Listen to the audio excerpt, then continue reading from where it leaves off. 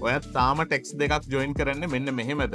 Excel එකේ ටෙක්ස් දෙකක් join කරන්න පුළුවන් ක්‍රම 4ක්. ෆස්ට් end operator මම මෙතන ක්ලික් කරලා equal එකක් ගහලා අපේ ෆස්ට් ටෙක්ස් එක choose කරගෙන n sign එක දාලා අපිට පුළුවන් second text එක choose කරලා enter කරන්න. ඒ වුණාට මෙතන space එකක් එන්නේ නැහැ. ඒකට අපිට පුළුවන් මේ end එකෙන් පස්සේ double quotation එකක් දාලා space එකක් දාලා ආයෙ double quotation එකක් දාලා ආයෙමත් end එකක් දාලා ඒ තුනම join කරලා enter කරන්න. දැන් අපිට පුළුවන් මේක පල්ලෙහාට copy කරගන්න. දෙවෙනි method එක concat function. equal එකක් ගහලා concat කියන function එක දාගන්න. ඊට පස්සේ first text එක select කරන්න.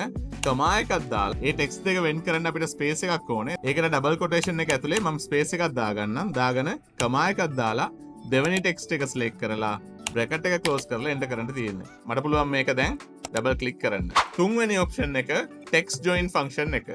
equal එකක් ගහලා text join කියන function එක දාගන්න. ඊට පස්සේ කලින් අපි දෙන්න ඕනේ delimiter එක. කොහොමද මේ text දෙක separate කරන්න කියලා. ඒකට මම double quotation එක ඇතුලේ space එකක් දාගන්නම්. ඊට පස්සේ comma දාලා මෙතන empty cells තියෙනවා නම් ඒක ignore කරන්න ඕනද කියලා අහන්නේ. ඒකට true කියලා දෙන්න.